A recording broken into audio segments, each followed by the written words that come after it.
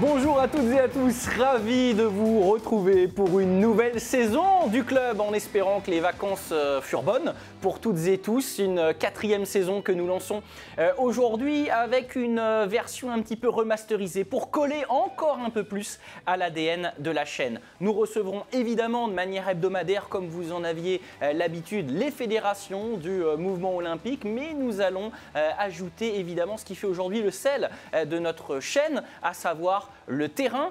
Nous allons évoquer évidemment les nouvelles disciplines émergentes à proprement parler. Nous recevrons aussi les sportifs qui font l'actualité pour des interviews en longueur. Nous nous rapprocherons aussi des plus grands clubs, ceux qui font tourner aussi l'actualité des sports dans l'Hexagone. Et puis, nous reviendrons parce que le direct et les compétitions sont de plus en plus présents sur notre antenne. Nous reviendrons sur les compétitions parce que le terrain est au cœur aussi de notre couverture médiatique aujourd'hui. C'est d'ailleurs avec une compétition que nous allons débuter cette nouvelle saison puisque nous accueillons l'état-major du taekwondo français qui a eu une étape à la maison d'un World Grand Prix. C'est un événement à proprement parler et c'est parti donc pour cette nouvelle saison du Club Sport en France. De l'or pour Cyrian Ravet, triple champion d'Europe en titre à seulement 20 ans. Il remporte son premier GP international et devient le 2e Français vainqueur à Paris. Ça n'était pas arrivé depuis 2014. Lui aussi a remporté sa première médaille en GP. Théo Lucien s'est paré du bronze. C'était en moins de 68 kg, quelques jours après avoir déjà glané ce métal aux Europes. Il est avec nous depuis son domicile à Montpellier. Des médailles de bronze, la France en a également ramené 2 en para-taekwondo, dont celle de Bofakong en K44 et moins de 58 kg. Il nous accompagne également en plateau aujourd'hui. Bonjour messieurs autour de ce plateau. Cyrian Ravet qui nous fait l'amitié de nous accompagner. Il n'a pas amené sa breloque, Cyrian? Ça va? Non, ça va super. Elle est déjà dans une vitrine? Elle est à la maison déjà. Ah, ça c'est bien cool. On y reviendra quand même sur cette médaille d'or évidemment. Aujourd'hui à l'occasion de cette émission, nous accueillons aussi pour entourer ces sportifs Patrick Rousseau, le DTN de la Fédération Taekwondo Disciplines Associées. Il connaît ce plateau. Patrick, bonjour. Bonjour. Comment allez-vous? Très bien. Bon, formidable, formidable. On a eu quelques petites doses de caféine en avant-émission. C'est dire si Patrick risque d'être loquace à l'occasion de ce rendez-vous. Bofakong, donc, on a parlé de vous, de ces titres, une médaille aussi du côté de Levallois. Vous êtes un petit peu la sagesse, vous incarnez l'un des sportifs les plus expérimentés aujourd'hui dans l'Hexagone. Bonjour Bofa. Bonjour. Ravi de vous avoir avec nous sur ce plateau et ce palmarès XXL qui a ajouté encore une breloque supplémentaire à l'occasion de ce rendez-vous de début septembre. Et puis donc Théo Lucien qui est avec nous à distance. Bonjour Théo. Bonjour.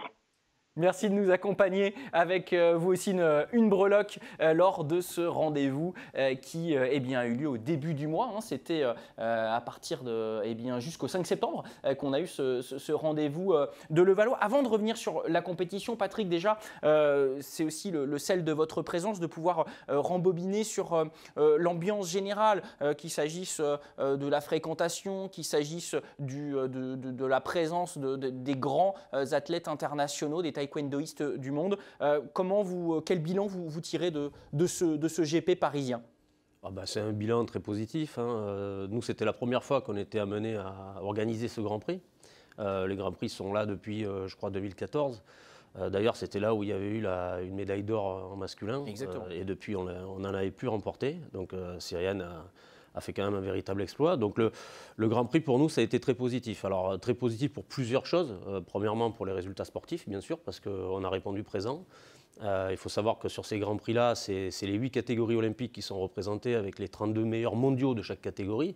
Donc ce sont des championnats du monde en puissance, voire même des Jeux olympiques. Donc, si on veut vulgariser là, autour de ce plateau ce soir, on peut dire que c'est l'équivalent de Masters 1000 en tennis ou de Grand Chelem en judo. C'est peu ou prou. C'est le Grand Chelem. C'est une concurrence extrêmement dense et on affronte très vite les meilleurs dans des tableaux très étriqués. C'est ça. C'est exactement ça, c'est-à-dire que c'est des compétitions où il n'y a pas beaucoup la place à un tour de chauffe. On est tout de suite confronté à des adversaires qui sont de qualité et de niveau mondial.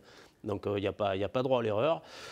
Il y a trois séries dans l'année, donc il y a eu en juin Rome, Paris donc il y a 15 jours, et puis il y aura Manchester dans 5 semaines, et ensuite il y a une finale qui se passe au mois de décembre, et là c'est plus étriqué encore, puisque c'est ou les 8 ou les 16, la Fédération internationale, c'est elle qui va décider, elle ne nous a pas encore donné la réponse, mais voilà, donc c'est un circuit sur lequel déjà pour rentrer il faut être dans les 32, donc quand il y a bon nombre de Français c'est plutôt bon signe.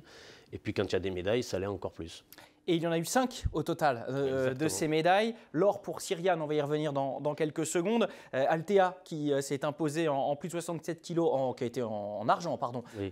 En plus de 67 kg, Althea Lorrain. Et puis Théo qui est avec nous à distance, qui a remporté le bronze en moins de 68 kg. Et 2 médailles de bronze en para avec Djelika Diallo et puis Bofa qui est avec nous également.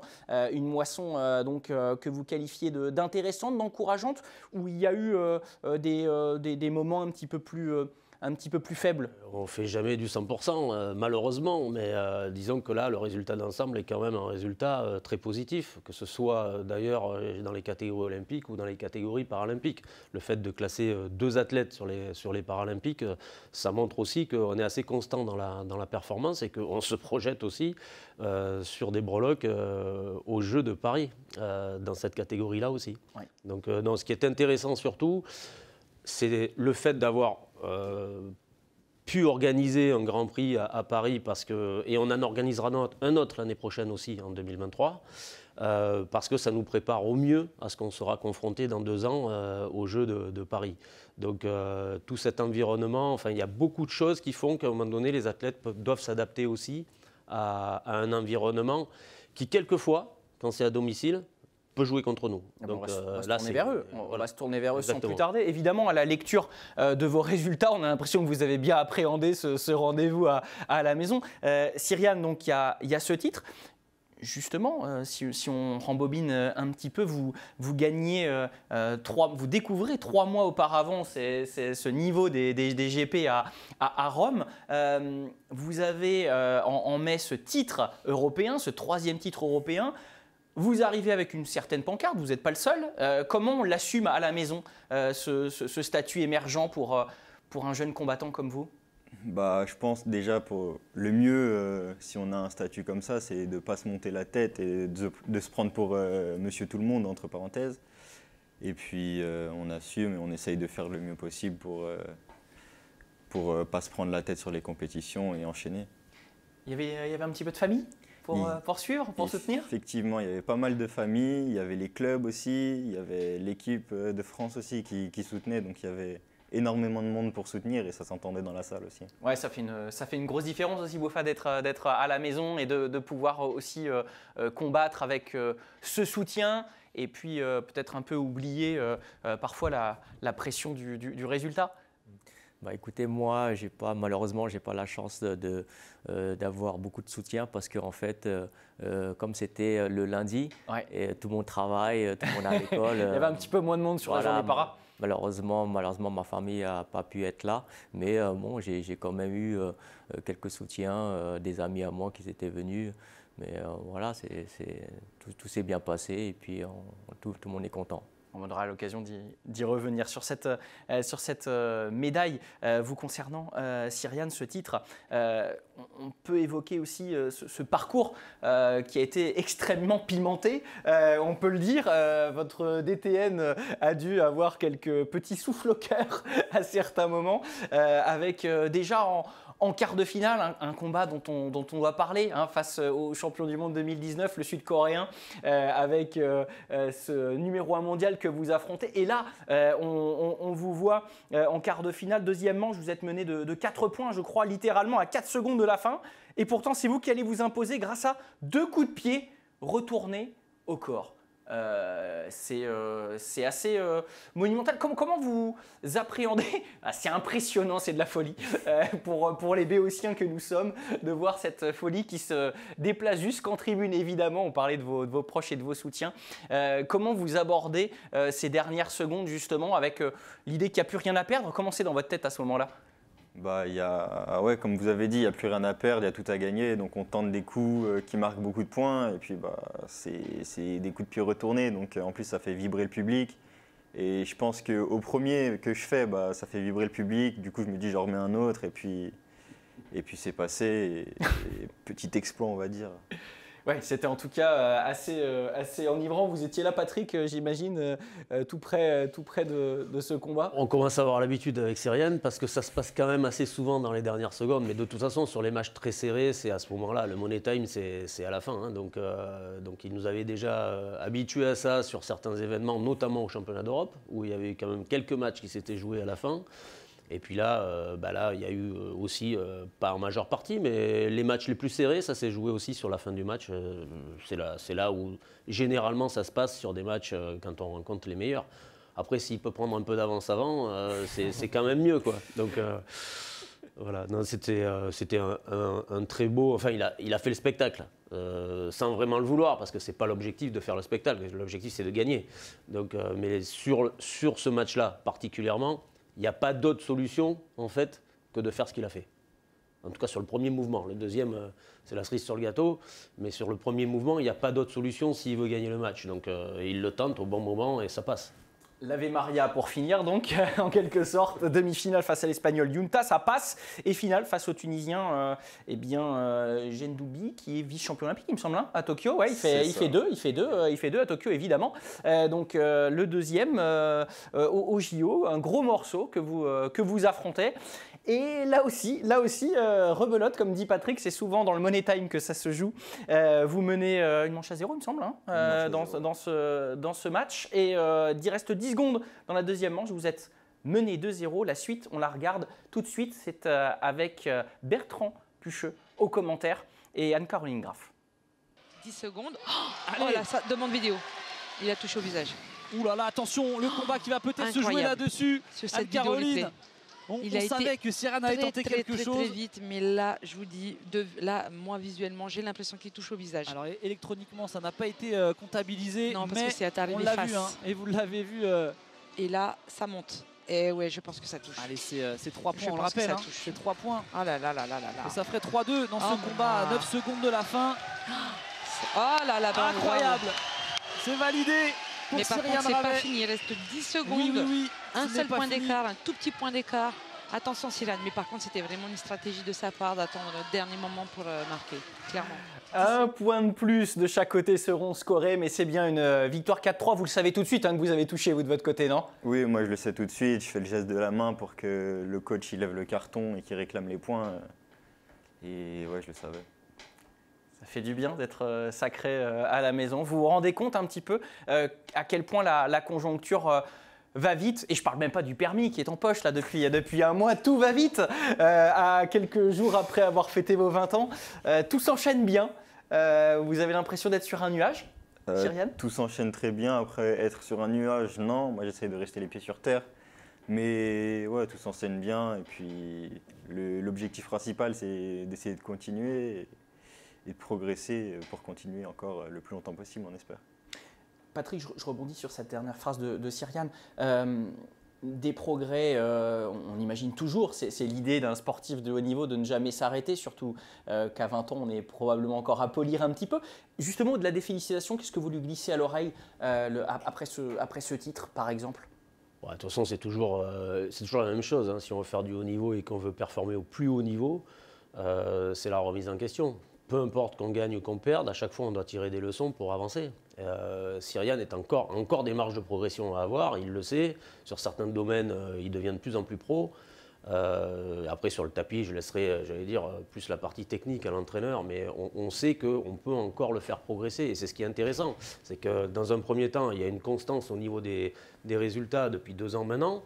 Et là, on commence à toucher le sommet, parce que quand on s'impose sur un Grand Prix, on est bien évidemment confronté aux meilleurs mondiaux. D'ailleurs, le finaliste, c'est le finaliste des Jeux. Le Coréen, c'est le numéro 1 mondial. Voilà, on y est maintenant. Il y a d'autres objectifs devant. Il y a encore un Grand Prix. Et il y a les championnats du monde au mois de novembre. Il y a la finale du Grand Prix. Ce sont que des événements où il va prendre du costaud. Et c'est de ces événements-là qu'on doit tirer des leçons pour le faire avancer encore, parce que l'objectif, de toute façon, premier, pour tous ceux qui sont là aujourd'hui, c'est d'aller chercher l'or à Paris. L'or à Paris, donc l'objectif, on aura l'occasion d'en reparler en fin d'émission, évidemment. On rappelle pour Cyriane, factuellement, donc aux Europes, il y a le champion olympique qui est battu. Là, le vice-champion olympique et le numéro 1 mondial.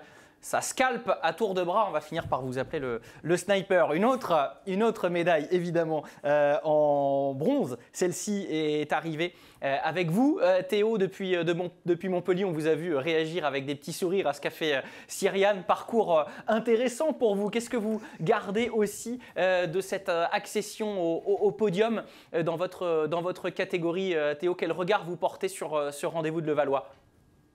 Franchement, cette compétition, elle m'a rendu très très heureux parce qu'elle a prouvé que tout le travail qu'on fait dans mon club, il paye. Donc l'entraînement, il n'est pas vain. Ouais. Et maintenant, il faut continuer sur cette progression. Vous êtes dans une catégorie, les moins de 68, qui est extrêmement dense. Je parle sous le contrôle de Patrick, votre DTN. Déjà, faire partie du cut est quelque chose d'important. Ça a été une journée tout en lutte pour vous, hein, au niveau des combats. Ça a été extrêmement difficile. Pas mal de fatigue avant d'aborder votre demi-finale, on peut l'imaginer. Est-ce que c'est la médaille un petit peu de la résistance, de la force mentale? On peut dire ça. Je pense vraiment qu'à la demi-finale, j'étais fatigué. J'ai manqué j'étais pas assez lucide sur certains points. Oui. Mais comme vous l'avez dit, c'était une journée très compliquée. On a été très stratégique. Ça a payé. Pas comme on voulait. Mais on est quand même satisfait de cette journée. Cette demi face à l'Espagnol Polo qui est vice-champion d'Europe, hein, c'était un sacré client. Vous avez quelques regrets ou pas sur cette demi justement? Vous menez 3-0 il me semble dans le deuxième round. Je ne sais pas, est-ce que vous avez des moments quand vous regardez dans le rétro où vous dites gestion des temps faibles qui aurait pu être meilleure, je ne sais pas? Exactement, non. Énormément de regrets quand même parce que sur beaucoup de points, j'ai fait des erreurs où je me jette, je prends des points bêtes. Ouais. Ça me coûte la victoire sur le deuxième round. Sur le premier round, on était assez serré, donc on aurait pu faire beaucoup mieux, je pense. Et on fera beaucoup mieux. Ça, c'est un vrai discours de combattant, de winner. Les équipes de sport en France ont eu le privilège d'être sur cette compétition. On vous a proposé les finales. On a eu, évidemment, on aura un inside aussi à vous proposer dimanche à 19h30. On a pu voir, en vous suivant en caméra rapprochée, on a pu voir cette pugnacité, cette hargne tout au long de la journée qui vous accompagne. Théo, ça vous vient d'où, ça? Ce que vous avez dans vos tripes? Montpellier. Ouais. C'est Montpellier. C'est dans l'ADN. Club, on est une famille depuis longtemps et on a envie de gagner. En tout cas, cette médaille-là, elle est pour vous l'occasion de montrer qu'à 20 ans aussi, on arrive comme Cyriane à pousser et à pousser fort pour la concurrence. On va dire ça. Vous êtes proches tous les deux avec Cyriane? Oui. Ouais. Ça fait longtemps qu'on se connaît. Ouais, j'ai vu un peu de complicité hors antenne et pas que capillaire. Hein. Cyriane, vous êtes resté, je crois, hein, pour voir justement ces combats. Vous voyez un peu en tribune pour regarder Théo et inversement. C'est une communauté où on essaye aussi, au-delà du soutien, de prendre quelques petits tips, on regarde quelques gestes, quelques positionnements. Comment ça se passe les journées des autres? C'est plus apaisant déjà, j'imagine. Oui, c'est plus apaisant, sachant que j'ai combattu le premier jour. Mais après, comme on vient en équipe de France, donc forcément… faut aller voir les autres aussi, ça fait partie du jeu en fait. Et puis il y a des combats qui font, comment dire, on essaye d'encourager les collègues et il y a des combats qui font palpiter, du coup c'est super. Et puis on encourage, on prend des bons points s'il y a des bons points à prendre et puis on apprend toujours dans cette dynamique d'apprendre et aussi d'encourager les collègues. Monsieur le DTN, on a affaire là à deux entre guillemets jeunes loups, même si on a une maturité qui est pas trop âgée en taekwondo de manière générale. c'est quand même de bon augure. Ce vivier, on peut considérer que cette génération, c'est une génération INSEP assez chaude, assez costaude, où on a vraiment là des projets individuels. Elle s'est construite au fur et à mesure. Ça fait 4-5 ans maintenant où on est sur le fait de repérer les talents et puis d'essayer de les faire avancer ensemble et d'essayer d'avoir une équipe de France qui grossit et qui devient avec une capacité de performance plus intéressante. On était un peu moins lotis, un peu moins bien lotis dans la dernière Olympiade. Là, ça commence à s'étoffer. Théo, lui, il nous a montré, alors ça faisait un moment qu'il était déjà convoqué sur les stages équipe de France avec certains de ses collègues de Montpellier. Ça fait un moment qu'on l'a repéré, mais il a vraiment éclos cette année sur les tournois dans un premier temps, puis au championnat d'Europe dans un deuxième temps. Donc voilà, après c'est vrai qu'on l'a rappelé, dans sa catégorie particulièrement, même si aujourd'hui il prend la corde et il la prend de belle façon, il y a une belle concurrence qui s'annonce et quand c'est comme ça, derrière il y a de la performance. Avec Dylan Chilamuto qui est puis Souleymane qui est dans la catégorie du dessous au niveau mondial, mais dans la catégorie olympique aussi. Donc, Théo le sait, hein, mais là il a marqué quand même son territoire sur les championnats d'Europe d'abord et sur le Grand Prix ensuite. Ce qui est intéressant parce que là aussi on voit qu'il y a une constance au niveau de la perf et moi c'est ce que je retiens dans un premier temps. Ça a juste fait esquisser un sourire, il sait qu'il n'est pas arrivé, au bout du chemin. Et on aime ça. Bon, reste cet Espagnol Polo là, hein, qui était déjà devant vous aux Europes, il me semble. Il va falloir trouver la solution, mon cher Théo. Mais il progresse, Théo est en progression et on le voit. J'en doute pas, vous avez l'air en tout cas d'être éminemment fort pour trouver des solutions avec votre hargne. On n'oublie pas non plus Althea, hein, avec cette médaille déjà olympique, et puis cette nouvelle breloque, vice-championne du monde, 20 ans également, hein, l'an dernier, donc 21 peut-être, elle est sur ses 21, donc effectivement cette jeune génération. Et je voudrais aussi revenir sur la performance de Magda Viet-Hénin, hein, qui est un peu plus âgée, championne d'Europe, vice-championne du monde, qui a sorti aussi une compète. Elle avait gagné la première manche des Grands Prix série, donc c'était à Rome. Là, elle a fait... Enfin, pour nous, c'est quand même une contre-performance, mais ça fait partie aussi du jeu. À un moment donné, il faut aussi comprendre que c'est bien d'être dans la constance au niveau de la perf, mais c'est très difficile aussi. Donc, elle est très performante sur les 6 premiers mois de l'année, avec un championnat d'Europe où elle s'incline en finale sur la plus petite des décisions.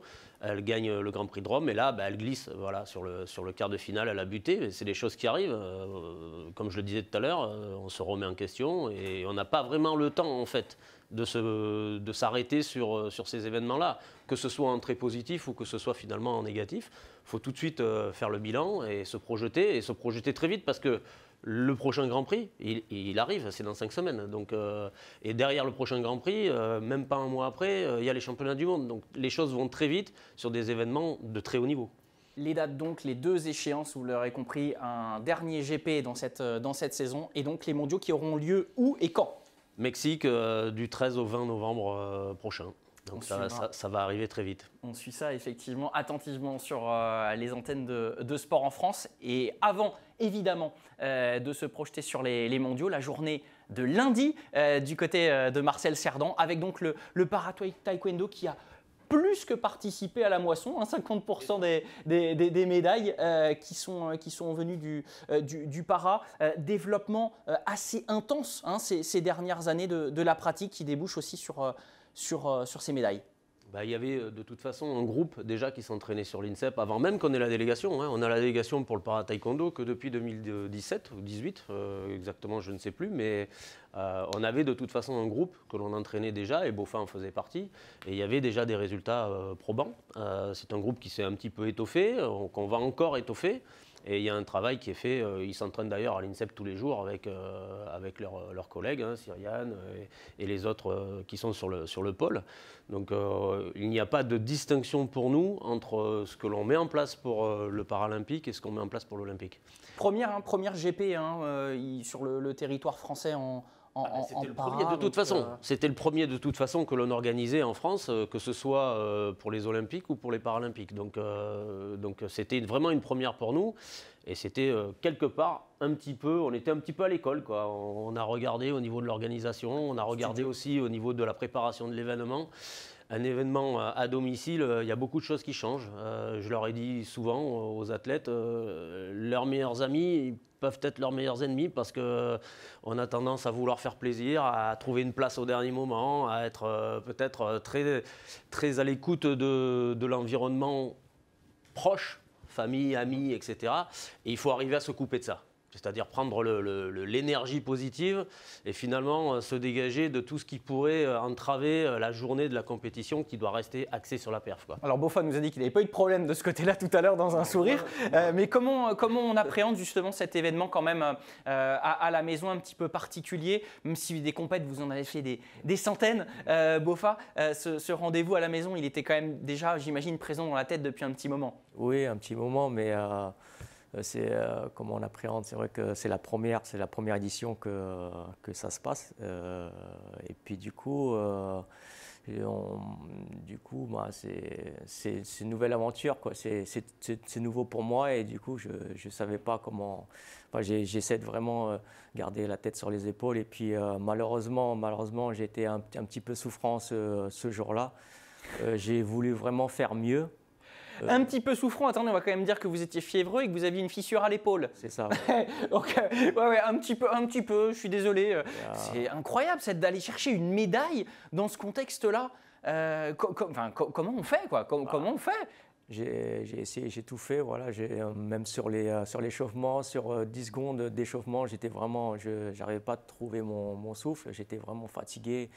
Et puis j'ai essayé de vraiment faire au mieux, quoi. De toute façon, c'est la compétition, c'est à la maison, c'est le Grand Prix, c'est des grands événements qu'il faut les gagner, quoi. Et puis il faut aussi bien la préparer pour Paris 2024. Et l'importance, j'ai essayé de vraiment monter crescendo et puis là, vraiment être à la hauteur et m'imposer dans ma catégorie, quoi. Boffa, donc, qui va chercher une médaille de bronze avec des conditions donc, extrêmement difficiles. On y parvient aussi parce qu'on est tout simplement un grand champion. Boffa, c'est 4 titres mondiaux, 3 titres européens, plus de 20 ans de carrière, je crois. C'est ça, oui. Vous êtes un jeune quadra, on peut le dire, un jeune quadragénaire. C'est un palmarès donc XXL qui est allé chercher cette médaille. Quand on voit là l'émulation depuis 2017 dans votre discipline et donc dans cette catégorie K44, est-ce qu'on s'attend à un moment donné à avoir un World GP à la maison? Est-ce que vous vous y attendiez avant de refermer ce beau chapitre à vivre un événement de cette ampleur à la maison?